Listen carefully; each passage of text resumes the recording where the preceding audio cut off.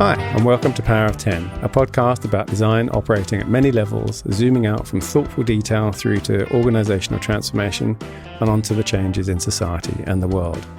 My name is Andy Polaine. I'm a service design and innovation consultant, coach, trainer, and writer. I've always wanted Power of 10 to be more than just me talking to designers talking about design. It's an enormous treat and an honour for me to have as my guest today Dr. James Hollis, a Washington D.C. based Jungian psychoanalyst and the author of 16 books which have been translated into 19 languages and whose wisdom I draw heavily upon in my coaching work. Dr. Hollis taught humanities for 26 years in various colleges and universities before retraining as a Jungian analyst at the Jung Institute of Zurich, Switzerland. He served as Executive Director of the Jung Educational Center in Houston for many years and was Executive Director of the Jung Society of Washington until 2019, where he now still serves on the Board of Directors. Additionally, he's a Professor of Jungian Studies for Saybrook University of San Francisco and Houston. And that barely scratches the surface of a well-examined life most certainly lived with meaning. James, welcome to Power of 10. Thank you very much. It's a pleasure to be with you. So I realised when I was researching this episode that I thought I'd read most of your books. And then as I started to go through, I thought, oh no, hang on a second, 16 books. You've been extremely prolific over many years. And so this could be a complete series in its own right. And I have so many questions, it's hard to know where to start. But I thought I would start with the world of work, partly because that's, a lot of the stuff I do in coaching, of course, but also it's recently been thrown upside down. I wrote a little kind of rant, it was, on LinkedIn the other day about how the work should not be miserable, by which I meant not, unpleasant occasionally and not difficult sometimes, but miserable is its own sort of special thing. It's a sort of ongoing drain. In your book, The Eden Project, In Search of the Magical Other, there's a chapter in it on eros in the organization that's really stuck with me over the years. And you talk about this kind of paternal dynamic that is set up in work. And I wondered if you could kind of talk a little bit about this idea where you, if I quote you, said, most people experience their work environments as a society and not a community and suffer from the difference. What did you mean by that? And maybe you could kind of unpack that a little bit for us. Certainly. Well, society is an arrangement of people and their energies to address a certain subject, like improving our crops or improve our water supply. And as long as that purpose is served or failed to be served, the society will disintegrate because it has no further reason for being. It's a kind of horizontal organization. But a community is an organization that has a vertical dimension to it. So when that occurs, each person feels part of something larger and is partly defined by that. So societies are pretty fragile and easily sort of dispersed. Communities have the capacity to persist. So religious communities through the years, for example, have sometimes been able to survive enormous migration, persecution, and so forth, as we know, because they had some sort of vertical identification, something larger than their own individual journeys and their common purpose, but some relationship to some transcendent value of some kind. And too often at work, as we know, it's all about the bottom line and producing as many of the widgets as possible. And no one's particularly going to get excited about that. So it's kind of hard to sustain community at a work environment, but it's certainly a possible goal, I should say. This idea of the kind of paternal dynamic I've definitely seen where there's this kind of, I think you talk about it in the book as well, actually, where this idea that, workplace organizations kind of ask their employees to love them, but it's impossible for them to be loved back. And there's a kind of dynamic that gets set up that is possibly quite unhealthy. And when people get suddenly fired, like many have been during the pandemic, it's not just, I've just lost my job, I've just been fired. It's kind of a rejection from the parent too. Sure. Is that your kind of reading of that, or have I understood that wrong? Correct, because we always carry with us our emotional needs, and the person doesn't check that at the front door of the office. He or she brings into that environment all of his or her psychology. And that includes those parental needs. So it works out in various ways. If there has been a kind of positive parental experience, one is looking to the corporation to be the good parent. So how dare they lay me off, for example? Why don't they understand my emotional needs? Why does this get sacrificed? And on the other hand, you can have a sense of opposition, a negativity toward the organization, up to and including something like industrial sabotage, or people deliberately not carrying through on their assignments because they're still reacting against some kind of internalized authority figure. So we don't check our psychological history at the front door. We carry it everywhere we go. So it's bound to be triggered. I had a friend years ago who was a personnel director, HR director of a major British corporation here in the United States. And he gave a speech typically to the new employees. And he said basically, and he was a very thoughtful, humane person. He said, I want you to know the corporation does not love you. They will rent your behavior as long as it's productive for the corporation.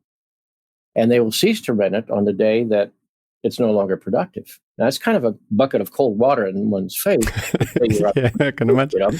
But he went on to say, therefore, your sense of value here, apart from a paycheck, which in the long run, they'll never pay you enough for whatever it might cost your soul. Your value here was your inherent sort of interest in your work and your camaraderie with friends. And if you don't have that, it's going to be miserable indeed. And believe it or not, his whole motive was humane.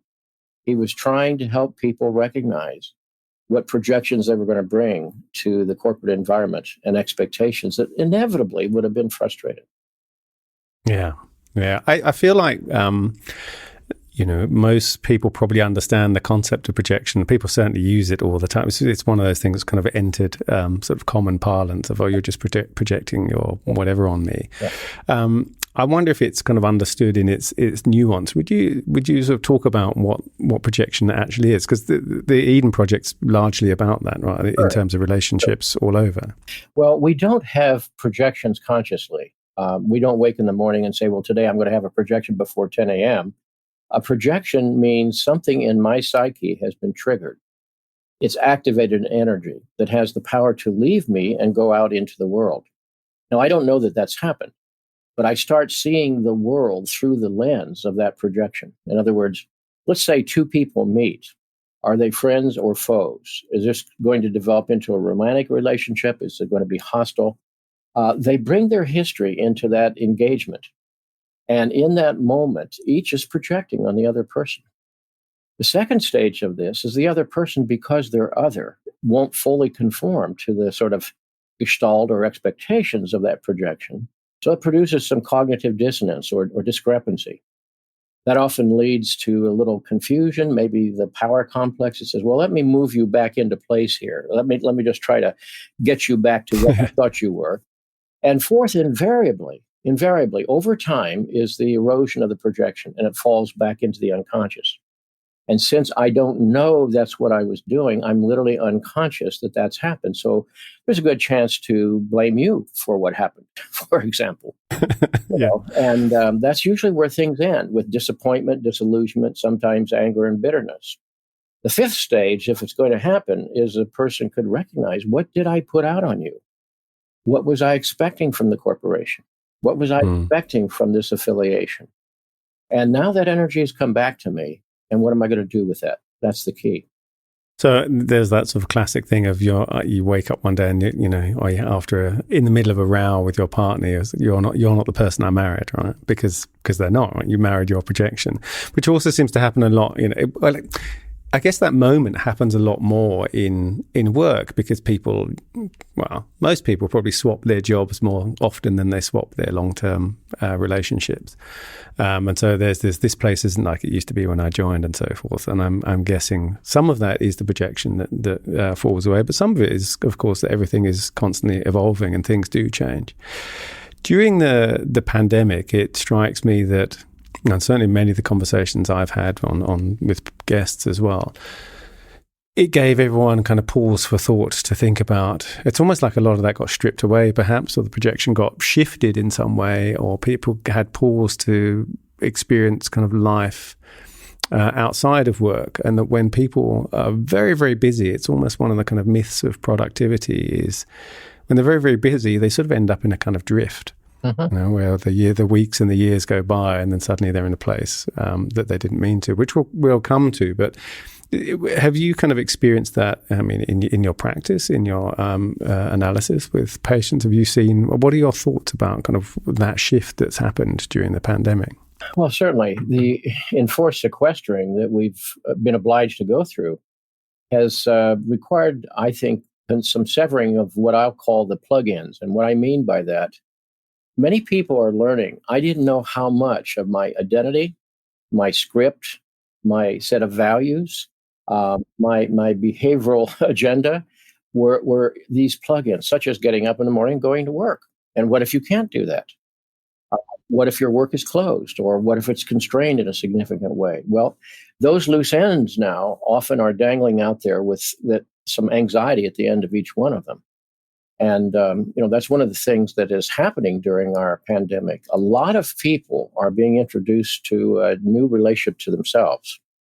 And they're not very happy with the company there, because Okay. it's easy to avoid that kind of meeting because we have a world of distraction 24/7. It's not just work, it's popular culture. Blaise Pascal in the 17th century said, the biggest human problem of all is the inability of a person to sit by himself in his own private chamber, which is an extraordinary sentence in the 17th century. Yeah. But now, if you take away people's electronic gadgetry and all of the things that we have to distract us, then you have to sort of say, but who am I and what am I going to do? And it's been a kind of inversion of all those projections we were just talking about. And some people have found new interests and new talents and so forth. I know a lot of people who are grateful now to be working from home and not having to spend time commuting to work and finding parking places and that sort of thing. And other people feel very much adrift and anxious. Yeah. Work can also feel like a very worthy distraction, right? It's probably one of the easiest things. It's very drummed into us as well. I'd say particularly in the States as well, the kind of Protestant work ethic or Calvinist work ethic, that this idea that you can very strongly rationalize the reason why you should be kind of doing it and focusing on it. And yet, when I was talking about people, I come across people, there really is some misery at work, and it's kind of long term, and it really feels like this dissonance between that inner acknowledgement that people really know that they should be doing something else and actually what they're doing. And it's heavily laced with fear, it seems to me. Of course. Well, there's a huge difference between work and vocation, after all. Work is what we do theoretically to put food on our table, and that's certainly existentially relevant.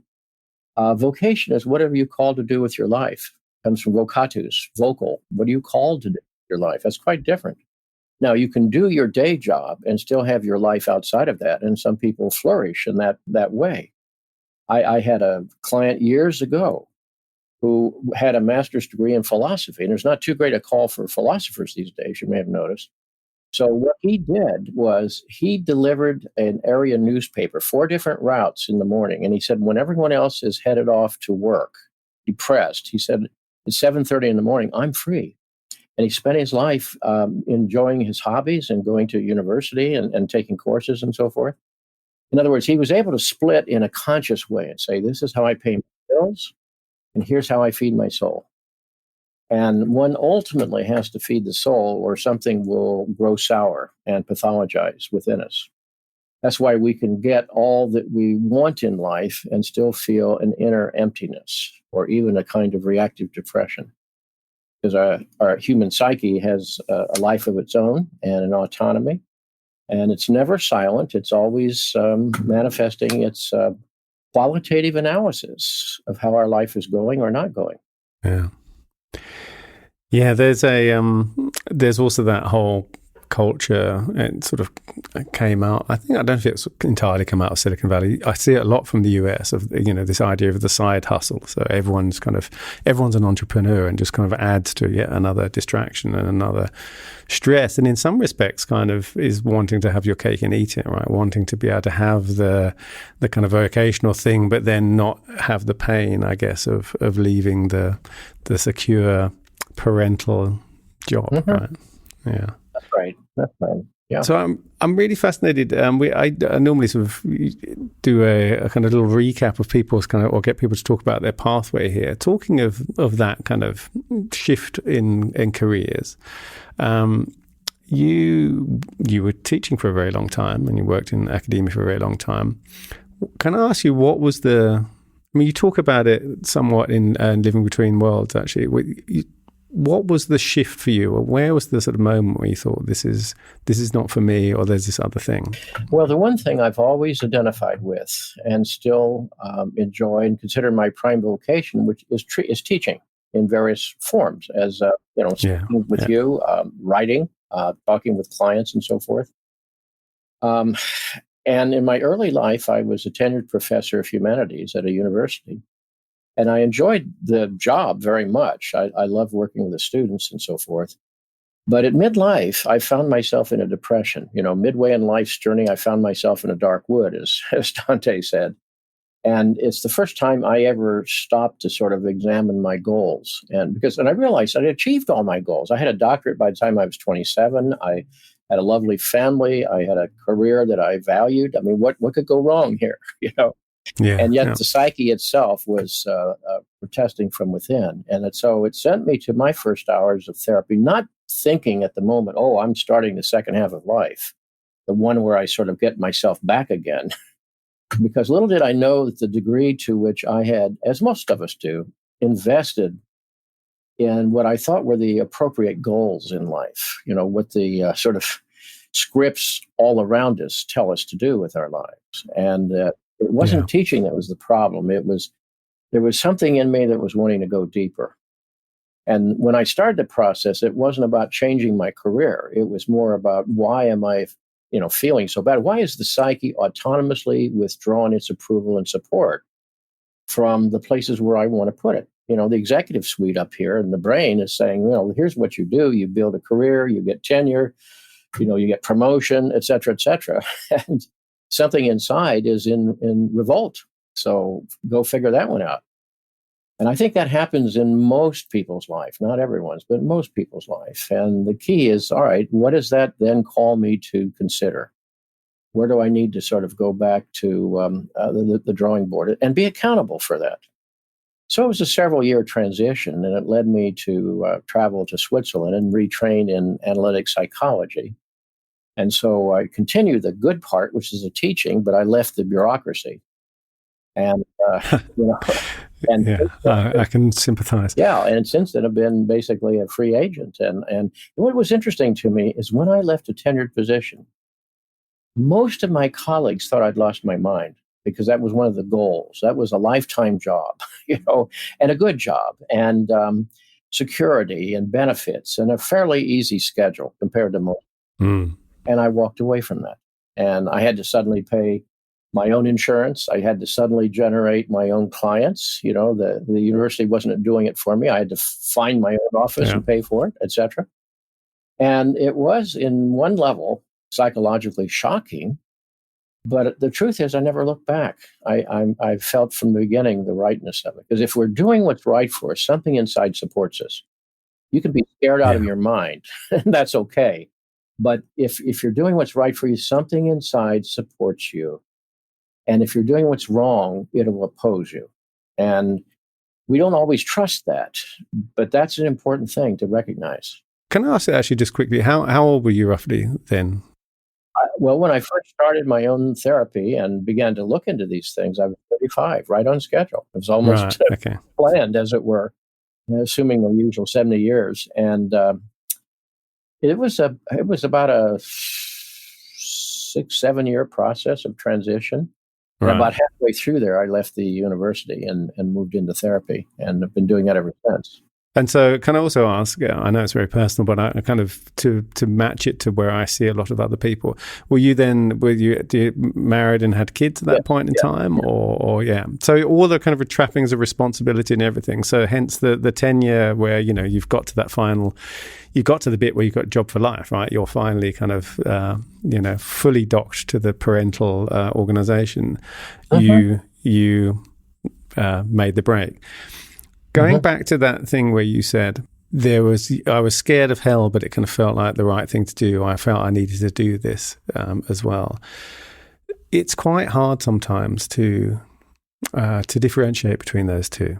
And, you've written many, many books about this moment in life, the middle passage. And actually in your most recent book, Living Between Worlds, it sounded to me like your time in Zurich was a very special and very kind of made a massive impact on you, not just because of the training. It felt like it was a kind of very important time in your life. How did you, and how do we differentiate between the kind of anxiety of giving things up and the sort of anxiety of I'm not doing the right thing if I don't give those things up and start something new? Well, for one thing, we're never free of anxiety. People can be anxious about being anxious, or they can be depressed about being depressed, literally, not knowing that those are normal human conditions. A certain measure of depression, pockets of depression is what I would call it. I'm not saying where you're so depressed you can't get out of bed. The pockets of depression rise out of the fact that your full life is being frustrated in various ways and so forth, and it's an appropriate reaction. Anxiety comes with being human. The key is, what does that make you do, or what does that keep you from doing? That's the key. In other words, being anxious, being uncertain, having doubt, that's human. But then does that shut you down? Because and this is going to sound very much like a cliche, but if at the end of your life, you look back at your life and you say, did I live my journey? Or did I constantly come up to the precipice of choice and then steer away? And something in us knows the difference. And that's, as Sartre said, mauvais foi versus bonne foi. Are you living in good faith with your own soul? Because in the end, your soul, and I'm using that in the sense of the Greek word psyche, and that is to say who you most deeply are, it knows what's right for you, and it's not particularly interested in your comfort or fitting in, you see. The people that we would admire most in history, stop and think whom you admire in history. And in many cases, their lives were very conflictual, full of suffering, often without recognition in their lifetime. And yet we admire them because they embodied something that was meant to be embodied in this world. It wasn't about their egos. It wasn't about their fiscal plan. It was about being in service to something that mattered within them. And that's what vocation really is here. Yeah. And when you do that, something supports you. That's the whole point. There's a big difference, for example, between happiness and meaning. We're told to pursue happiness as if it's an achievable goal. Happiness, as you know, is very transient, very contextual, and can be delusional. And meaning is something that abides. For example, as a therapist, it doesn't make me happy to spend 8 hours a day listening to people suffering, but it is profoundly meaningful. There's a difference, and I know the difference. If it weren't meaningful, I'd be doing something else. I'd be driving trucks, or I'd do something else. It's meaningful in ways in which your psyche makes that judgment, not your income and not your peers and not your resume. In my work when I'm coaching, and I mentioned just before we were recording, there's a lot of. I think this is probably true of other professions. I think it's true in many, if not all, actually, but certainly in things like engineering and medicine and things. But designers have, and people in sort of creative industries, have often made a decision kind of against the parental scripts or the scripts of teachers around them to take on a vocation, actually, of some kind of creative calling already. And my theory about this really is that they then start to lean very heavily into their craft because it's a very visible, way of showing that they are achieving and they're doing something that other people can't. It might be something like being able to draw, and people look at that and go, so it's really great that you can draw like that. I couldn't do that. And there's a sort of comfort that comes with that.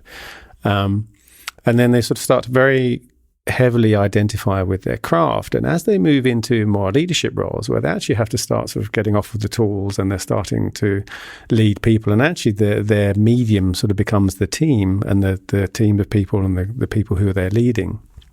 There's this, what I've called the design leadership dip, where they're kind of not very good at their tools and also not very good at the leadership role, because that leadership role is also about becoming more authentically them. And if they don't, they sort of often become, at best, not a very good leader, and at worst, they become kind of horrible, draconian dictator. It seems that it's a lot harder to let go than it is to kind of build stuff up. We're talking about the second half of life in the middle passage. Can you describe what you mean by, and what Carl Jung meant by the first and second half of life? Sure. Before I do that, let me just comment there. There was a book back in the 60s by Lawrence J. Peter called The Peter Principle. I don't know if you've ever seen it. Yes, I do. Yeah. But basically what he said, if you do your job well, somebody's going to notice, and they're going to think, oh, well, that's the person who should supervise the others and, promote the same kind of productivity with them. And what it does is promote you away from your love, promote you away from your skill. And sooner or later, you're filling out budget requests, and having committee meetings, and that's that kind of thing. So it promotes the person to the level of his or her incompetence. Yeah. And most of all, it separates them from who they are. Now, and there's a lot of misery there, right? A lot of misery there. Exactly right. Yes. Because remember, paycheck's supposed to cover all of this. Well, we all know better than that. If you're put in a job that is thoroughly miserable and you're given £1 million a day or €1 million, and you'd say in a short time, they're not paying me enough for this job, right? Yeah, because there's something else inside that's in revolt. Now, in terms of the passage, when I came back from Zurich and started seeing people in the United States, and they would come with different life stories, different biographical settings, et cetera, different presenting issues. One thing that was clear for virtually every one of them was that their understanding of self and world was no longer working for them. Their roadmap was no longer applicable to the territory they were in. Something had played out because, no one would go to a total stranger, talk about your intimate life, pay them money, unless you tried very hard to make your own systems work for you, which is typically a way of reinforcing whatever your script was and digging whatever that hole is deeper and deeper and deeper. It's usually because people are feeling an enormous sense of frustration, maybe depression, maybe they've been self-medicating, whatever it is, a kind of sort of dead end that leads one to bring this to a stranger, as I said. So I thought, well, the obvious thing here is something is dying, and something wants to live, something wants to be emerging in the world through that person, but we have no idea what it is. And now we're in that in-between, and it could be a terrible in-between. It's a time of unknowing, a time in which marriages fall apart, where careers fall apart, where one no longer is able to take pleasure in what formerly worked. And part of the role of therapy is to hold together the fragments during that disintegration period until something else emerges. Because there's a paradox here. We tend to walk down the street backwards, metaphorically. We're always looking at the future in terms of what our experience has been. And that's understandable because we can build on that experience. The problem is that experience is not necessarily germane to where we're going. And if you walk down the street backwards, who knows what you fall into? But the future is just as real as anything that's ever happened. But it's so amorphous, so unknown, people don't realize that, which is another reason why we cling to the thing we have known, whether it's a relationship, a career, or a lifestyle, or whatever it is. So what had occurred to me then at the time, this is a passage that occurs for most people, not all of them, most people, somewhere around midlife, although it can happen later. And I'll give you an example in a moment. And when we talk about it as midlife, what are we talking about? Well, by the time you're mid-30s, as I was, or 40, two things have happened. One, you've gained enough ego strength to bear looking at yourself.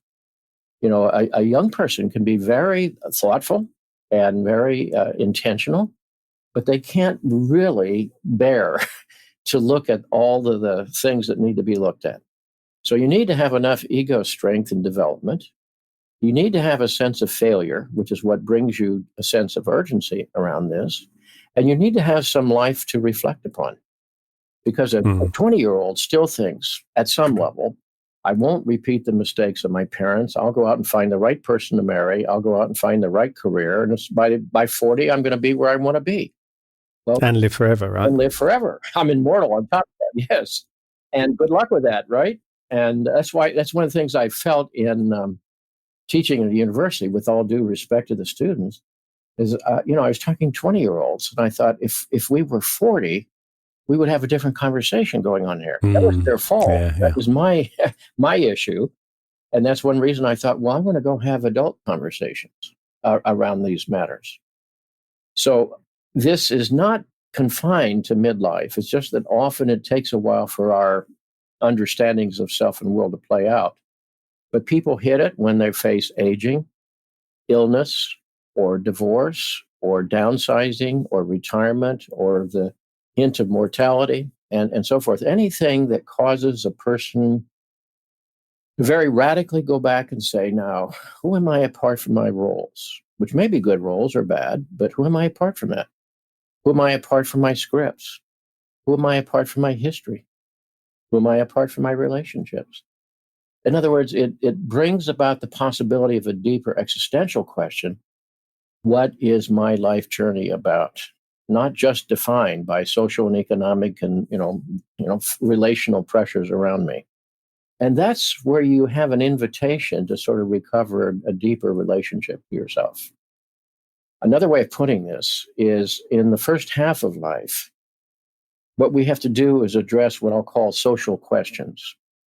Can I develop enough ego strength to deal with my parents, meet their expectations, to deal with a school teacher, to deal with peers, to deal with a potential partner, to deal with an employer? And all of that is ego formation. And, when our bodies get big and our roles get big, we think, well, I'm a big person now. Little knowing what kinds of tapes we're playing inside. Are we repeating? Are we running from? Or trying to fix something unconsciously? And then in the second half of life, the real project is that ego consciousness has to confront the inner life. That is to say, confront the soul in the deepest sense of that word. Who am I apart from all that? And what's my journey about? What's wanting to enter the world through me? That's a different kind of question. Yeah. So the second half of life is really a psychological question, maybe a spiritual question, because it has to do with finding our fundamental values and recovering a personal authority. You could be boss of a corporation, but be psychologically bound to a complex and never know that's what you're really serving. Yeah. And what is worthy of your service is really a question of the second half of life. You describe, and I think Jung did too, of the first half of life being a kind of a mess, a kind of an accident, or a whole set of mistakes that you spend the second half of life trying to kind of work your way out of. Yeah, it's a gigantic, unavoidable mistake. And parents often say to me, with good intention, how do I spare my children this? And the answer is you can't. If they follow your script, they're going to maybe turn out like you, but that's not who they are. They have a different journey. And you have to go out and hit a wall before you begin to get conscious here. Yeah. That's exactly what happened to me, of course. As I said, I had achieved everything I wanted, and yet the inner life deserted me. So then I had a real paradox. Yeah.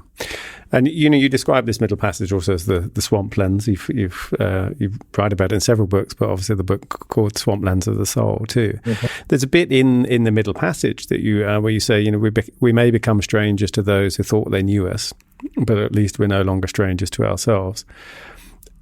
As you come to understand who you are, obviously, and change those scripts and no longer repeat those tapes and respond to those kind of projections. Obviously, people around you are suddenly again, you're not the person I thought you were, and that can break friendships and relationships and all sorts of things. It's it's quite a lonely place to be. I mean, I can, report myself. I know this is definitely, and I've seen it in others. It can be quite a lonely place to be, and yet you make the difference in Living Between Worlds about loneliness versus solitude. Mm-hmm. Maybe you could. What is the difference? Well, we all have a terror of loneliness because we are social animals, and some part of us feels I can't survive without the presence of the other. And there's a half-truth there. On the other hand, nature has equipped all of us with resources. In other words, why should I think I don't have the resources of my ancestors to survive and to move on and find resilience and so forth? But on the other hand, people will avoid that kind of meeting with themselves. You see, in solitude, you're present to yourself. There's a relationship. In other words, when you have a relationship to yourself, there's always a conversation going on. You're never fully alone. That's why there's an old saying, the cure for loneliness is solitude, which sounds, truly paradoxical, but it's true because that means that I have a kind of ongoing relationship to a conversation, if you will, about what is this journey about and what's unfolding here and what do I need to address? And this other question, what wants to enter the world through me? Because in the first half of life, as I suggested, it's always about what does the world want from me? That's a social question. I've got to deal with out there. Well, when we start dealing with in here, then you have a different question. What wants to enter the world through me? I said a moment ago, we're always in service to something. You better figure out what it is. Because if you're in service to the primal complexes, which is to say the clusters of history that fate presented us, it's always going to be in some way someone else's life, someone else's agenda. It's going to be regressive in character. You're in service to what wants to enter the world through me, then again, it doesn't bring about necessarily a comfortable life, but it brings about a more meaningful life. And that's the payoff here. You talk about, talking of sort of life, you talk about in Living Between Worlds, you describe very clearly, I think, the three essential principles of depth psychology. And then I was thinking, well, this is kind of really also obviously the three essential principles for life. Or the first one, so they are. It's not about what it's about. What you see is compensation for what you don't see, and all is metaphor. It felt like to me, actually, as I was thinking about this just now, that it's not what it's about. It's kind of like an overarching one that almost contains the other two in many respects. If all is metaphor, and what you see is compensation for what you don't see. What did you mean by it's not about what it's about? Because it's, I think, a kind of, so and again, it's one of those nice paradoxes that unpacks a whole load. Sure. Well, first of all, speaking as a therapist, when a person brings in a depression, what they want is the relief of the symptoms of that depression. Yeah. Or they want to work on their marriage or whatever the presenting issue. But it's not about that, ultimately. It's about who were you that entered into this situation? What did you bring to the table there? What is activated in you? And if we don't look at that, we're just going to be tinkering with the outer circumstances. That's why so much modern psychology and pop psychology is superficial, because it's tinkering with the outer structure. But secondly, looking at it intrapsychically, if I accept the scripts that my family of origin and my culture give me, then I'm going to serve them and life's going to work out, which is exactly what I did and most of us do in good faith. Mm-hmm. That's why I had such curiosity at midlife to have a depression. If I've done the right things, why is this inner division so pronounced at this moment? So if you say it's not about what it's about, well, it's about something else. Now, let me just mention here, the word psyche is the Greek word for soul. Therapy means to listen to or attend to. Mm. So you don't have to be in therapy with a therapist to listen to your own soul. It means paying attention. What's going on here? Asking some very pragmatic questions of any behavior that we do. But what was that in service to inside of me really? Really? In other words, I might do a good thing as I understand it or as I was conditioned. Maybe it's a codependent thing. Maybe it's a fear-driven thing. Maybe it's a thing that says adaptation at all costs. If I really ask, what was that really in service to? then I'm beginning to deal with what it's really about. Now, that's why behaviorism is so limited and much cognitive psychology. Yeah, They have yeah. uses. They're useful. I'm not dismissing them. I'm just saying that many times they don't get to the real issue. And that is, we are creatures of infinite adaptation. And with every adaptation, there's the possibility of further estrangement from the depths and purposes of our own soul. It's hard for me not to connect loads of little patterns in my head that going back to design, for example. One of the things that designers pride themselves on is trying to see the problem behind the problem, or the real problem space behind the brief. Or when they're interviewing people, when we do contextual interviews or ethnographic interviews, where we go to people and ask, in their workplace or in their houses, and get them to show us a thing that we're working on.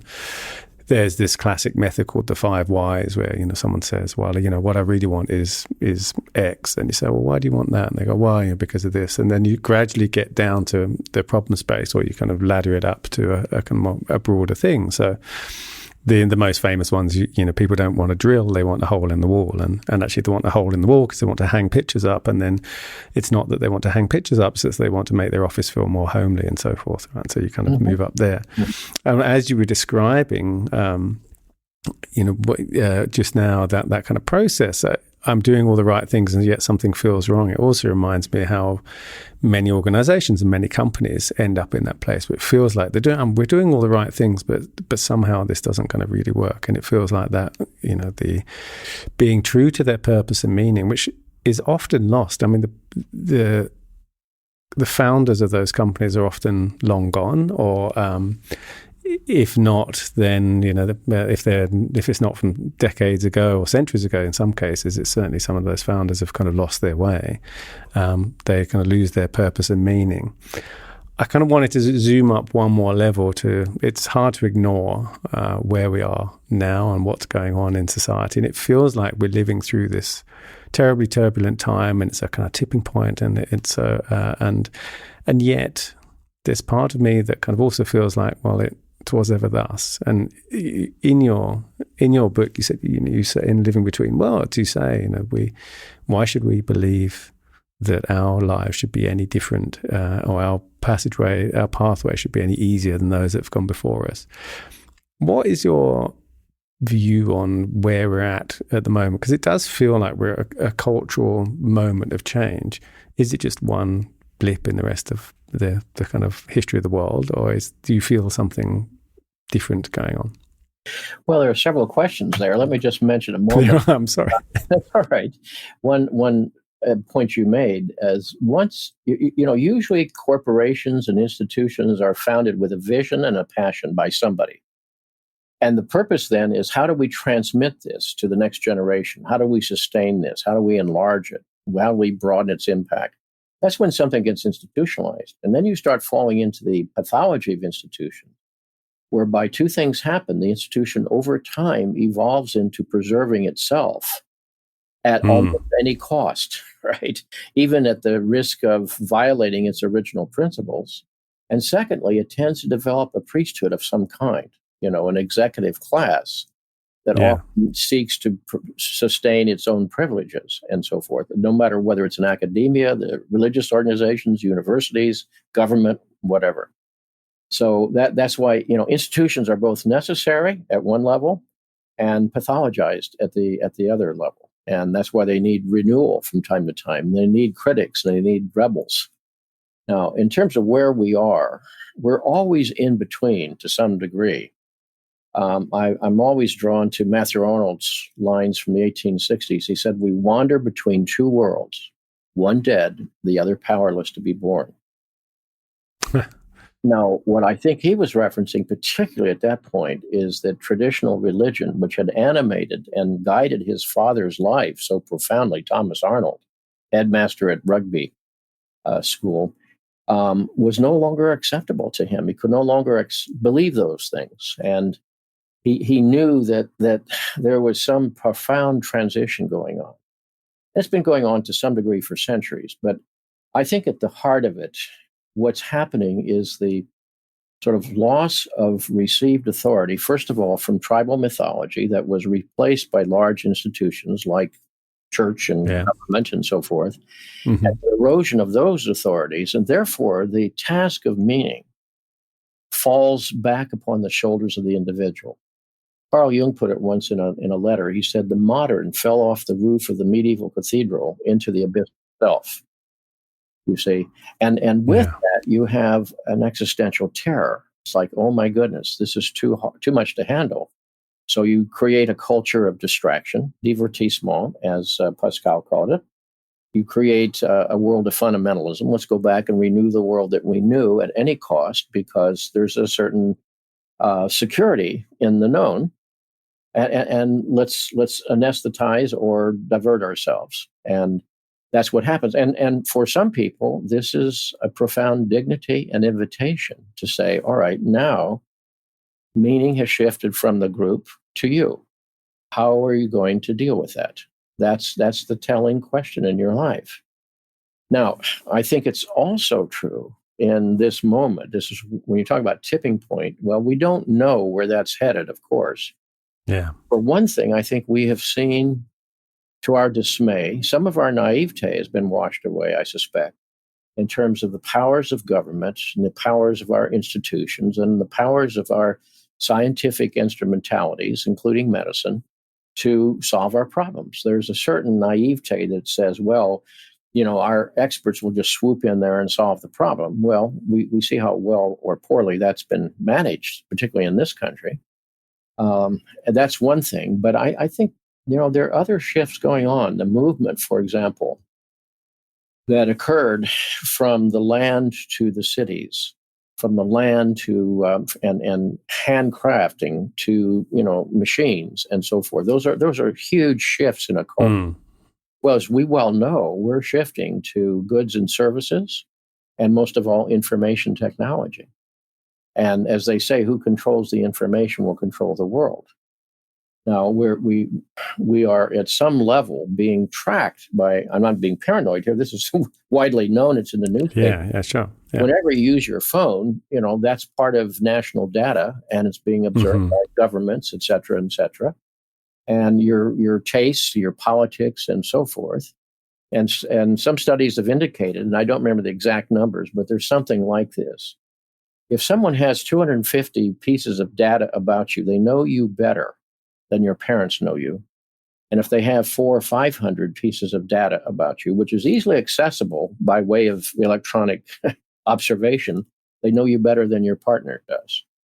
Now, that says something about the power to track people, to control them, and to influence them in various ways. So, for all of this progress, there's always a dark side.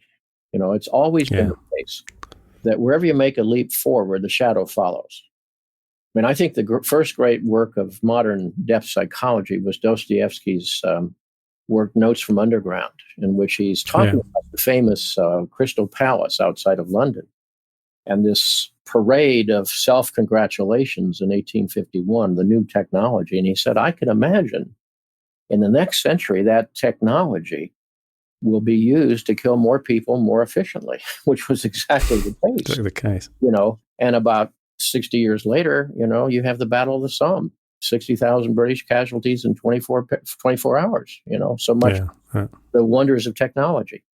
So there's always a shadow side to progress, and no one knows where we're going. Anyone who says they do is simply delusional, on my view. But and nobody's particularly in charge, which is pretty scary. And would you trust somebody who's in charge anyhow? So I do think we are in some tipping points now, but I'm not prepared to speculate as to where that's going. What I can say is it becomes more and more incumbent upon each of us to have a sense of our own inner compass, so to speak. In 1862, the American poet Emily Dickinson said once, "The sailor cannot see the north, but knows the needle can." And I think she was recognizing this erosion of institutional authority. And she was saying, you better have a compass. And that compass better be inside. And do you know you have that compass? Can you trust it? And do you have enough courage to live that? And if you do, it'll help you chart your course through this evolving time. So one of the things you say very towards the end, actually, of Living Between Worlds is our best, most demanding and most useful job is addressing our own shadows. And you talked about the shadow just now. Mm-hmm. It's a concept maybe you could explain a little, but one of the things I think it's often viewed as just all the kind of evil stuff, but it's not just that either. No, not at all. The shadow was Jung's term for those parts of myself or my affiliation, such as a marriage or an institutional affiliation, that when I bring it to consciousness, I find inconsistent with my intentions or troubling or perhaps too challenging for me. So, for example, none of us want to look at ourselves at our jealousies, at our pettiness, at our shortcomings. Those are all aspects of the shadow. So the more I push it into the darkness, the more it's going to be operating autonomously out there. On the other hand, shadow aspects, we are all capable of evil, but our biggest shadow issue is not evil. It's that we live small and adaptive lives. And Jung put it this way in a very homey metaphor. He said, we all walk in shoes too small for us. Yeah, it's great. And I think that was a way of saying, all right, we had to learn early as children. The world's big and you're not. The world's powerful and you're not. Now, how are you going to survive a few decades with that? You better fit in, fella. You better learn adaptive skills. And in doing so, you leave something of your own reality behind. And that's why I say the second half of life is about the recovery of that personal authority. And so the biggest shadow issue for us is how much fear governs our behaviors. If you really dig deeply, remember, it's not about what it's about. Yeah. And how often we're serving the sort of archaic messages from long ago and far away, which is walking down the street backwards.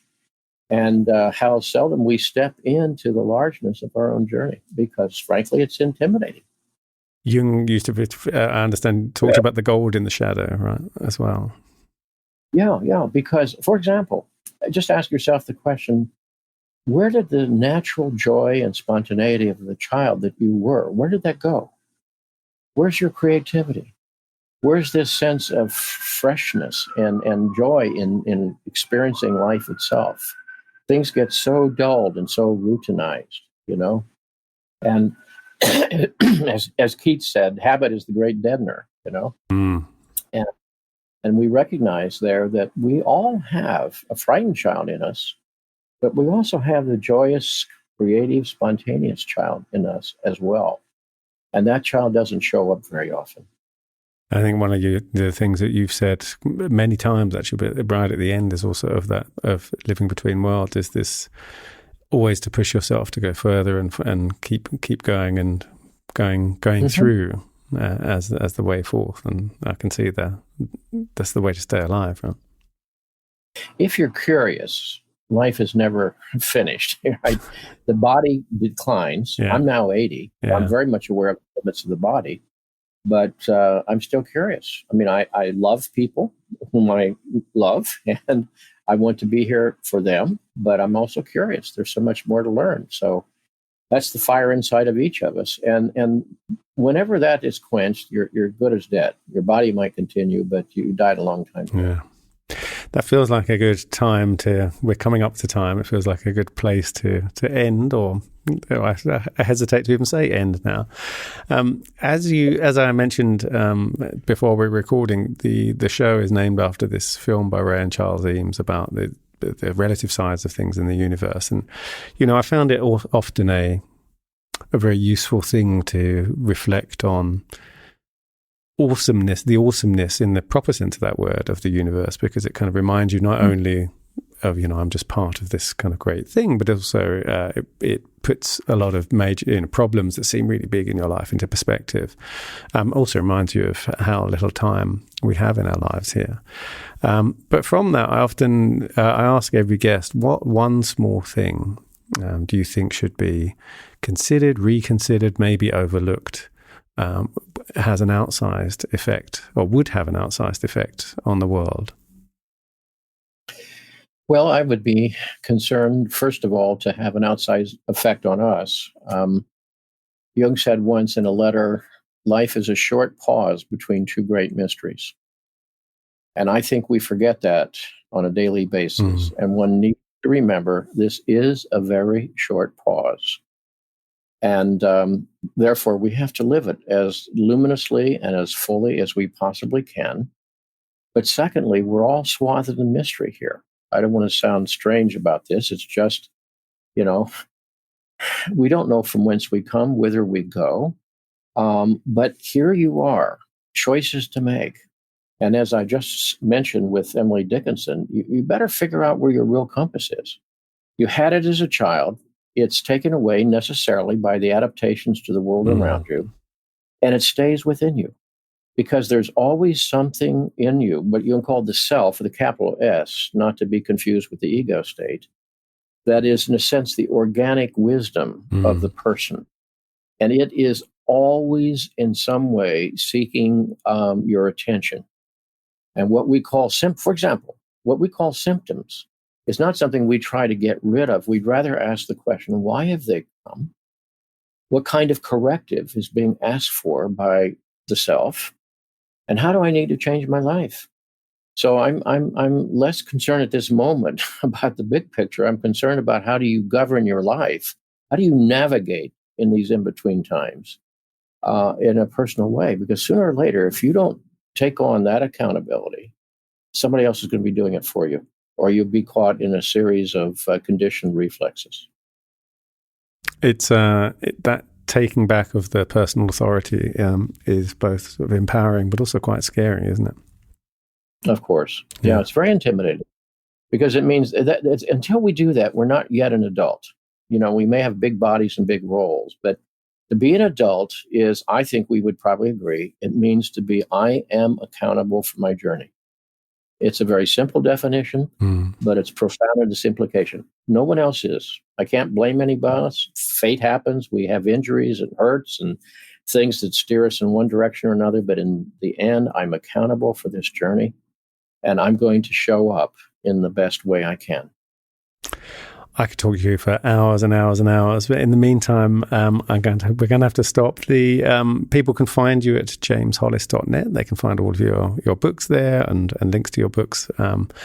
There's if not a lifetime, many years of very valuable reading there to be done. There's also, you've got quite a lot of other lecture series and all sorts of things online, haven't you? Yes.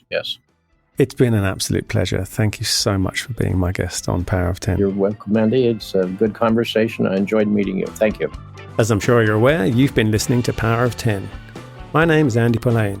You can find me at apolaine on Twitter or polaine.com, where you can find more episodes and sign up for my newsletter, Doctor's Note.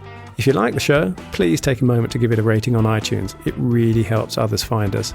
And as always, get in touch if you have any comments, feedback, or suggestions for guests. All the links are in the show notes. Thanks for listening, and see you next time.